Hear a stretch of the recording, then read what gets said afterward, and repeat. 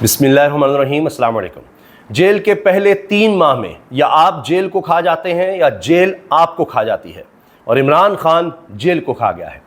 ये बात वो शख्स कह रहा है जो बड़े इदारे का सरबराह रहा है और जो मौजूदा हुक्मरानों के साथ ही काम भी कर चुका है।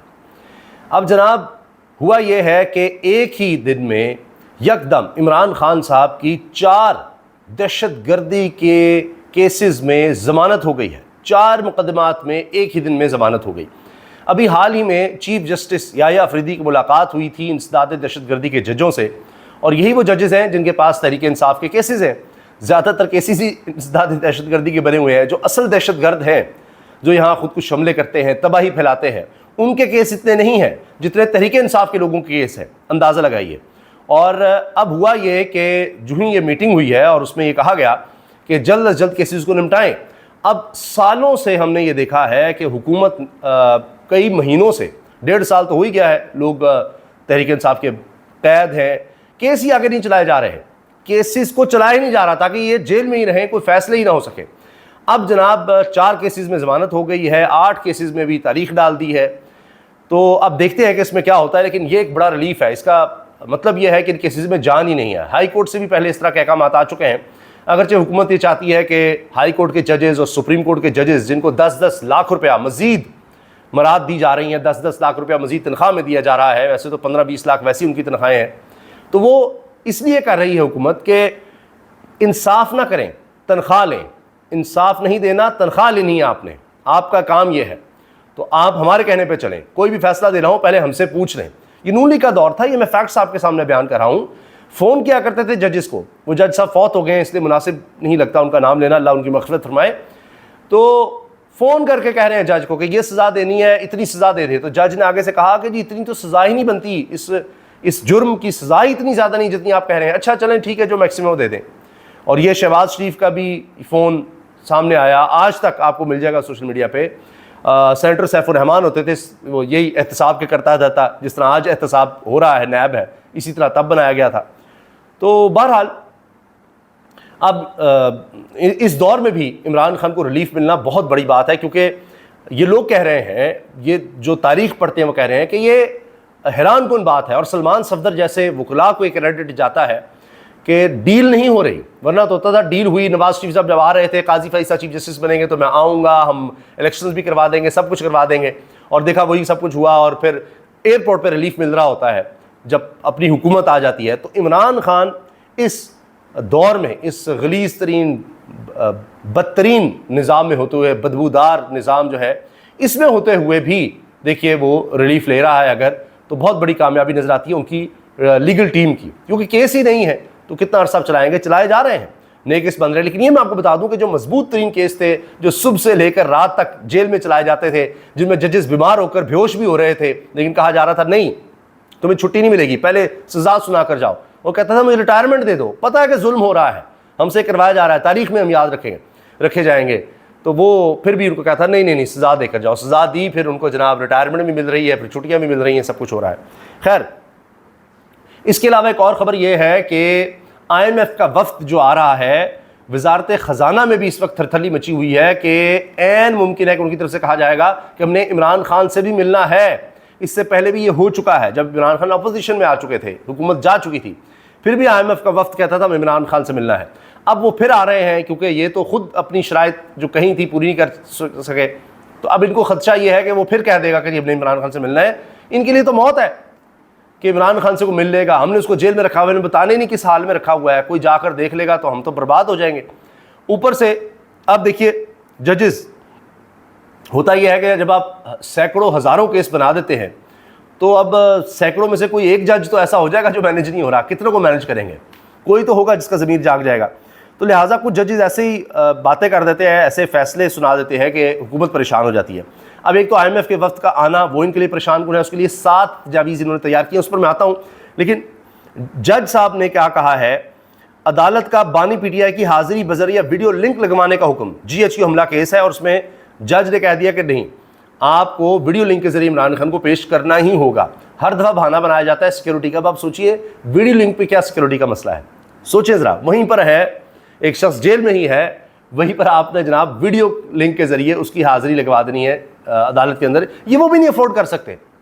इतनी कमज़ोर, इतनी बुज़दिल हुकूमत तारीख़ में कभी नहीं आई होगी, और इतना खौफ है कि वीडियो लिंक के ज़रिए भी इमरान खान नहीं आ सकता। इसके साथ साथ ये बहुत सीनियर जर्नलिस्ट हैं मियाँ शाहिद, जीएनएल से वाबस्ता प्रोग्राम में उन्होंने ये बात की है कि वज़ारत ख़ज़ाना के लोग हमें बता रहे हैं कि जी हमें डर ये है कि IMF का वफ़द आ रहा है, और ये बातें हो रही हैं, चिमगोइयाँ हैं कि वो इमरान खान से मुलाकात का भी कह सकते हैं। मोहम्मद मालिक साहब ये PTV के सरबराह भी रहे हैं, इस वक्त यार में प्रोग्राम करते हैं, कहते हैं जेल के पहले 3 माह में या आप जेल को खा जाते हैं या जेल आपको खा जाती है। इमरान खान जेल को खा गया है, अब आप इमरान खान को तोड़ नहीं सकते। वो आदी हो गया है, वो किताबें पढ़ रहा है, नमाज़ें पढ़ रहा है, इबादत कर रहा है, वो फिर इंसान को मजबूत कर देती हैं चीज़ें, उसको परवाही नहीं है। वो कहता है जी सारी उम्र रखना है रख लो, कितना जुल्म कर लेंगे, इससे बदतरीन काल कोठरी में तो आप डाल नहीं सकते, क्योंकि एक हद से ज़्यादा आप आलमी जो आपने क़वानीन का ख़ुद लिख कर दिया हुआ है, इंसानी हकूक़ के मुताबिक चलेंगे। अक़वाम मुत्तहिदा को कह दिया आपने, आलमी बरादरी को कहा हुआ है, आपने यूरोप को कहा हुआ है, कितना छुपाएंगे उनसे जुल्म। तो वो कह रहे हैं, उनकी रिपोर्ट्स आ रही हैं, और वो रिपोर्ट्स आते आते आप पर दबाव बढ़ता चला जाएगा। 26वीं आईनी तरमीम को अख्तर मेंगल, मुस्तफ़ा नवाज खोखर, मोहसिन दावड़ और फहमीदा मिर्ज़ा ने सुप्रीम कोर्ट में चैलेंज कर दिया। अच्छा, अब बात यह है, मोहसिन दावड़ को भी अब ख्याल आ गया है, ओहो हो बड़ी बात है। खैर, तो अब जनाब अख्तर मेंगल साहब, ये भी लोग वो थे जो इमरान खान की हुकूमत गिराने में पेश थे, अब इनको आ रहे हैं मज़े।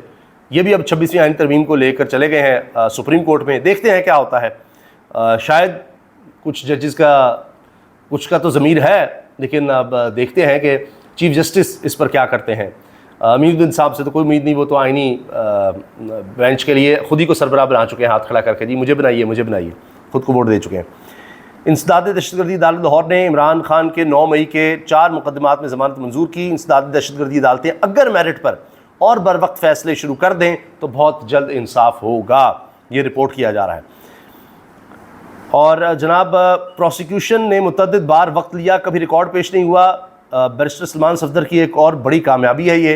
इमरान खान की ये दरखास्तें अगस्त से चल रही थीं। ये केस क्या था? मुस्लिम लीग नून का ऑफिस जलाने और कलमा चौक पर कंटेनर जलाने समेत दीगर मुकदमात थे। अच्छा, जज अरशद जावेद ने फैसला सुनाया है।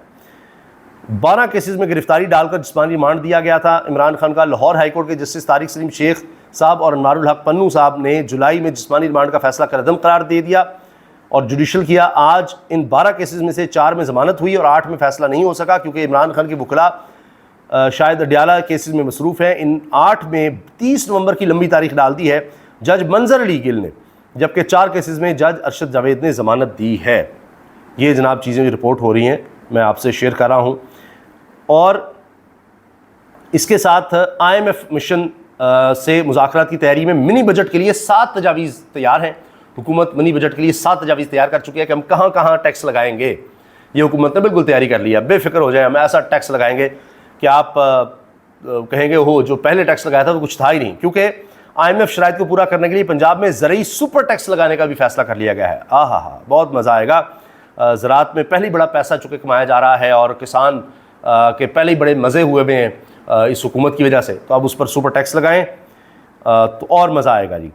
ये काम भी हुकूमत कर ले। ये इस वक्त सूरत हाल है। लाहौर हाई कोर्ट का स्मोक की रोकथाम के लिए मार्केटें रात 8 बजे बंद करने का हुक्म।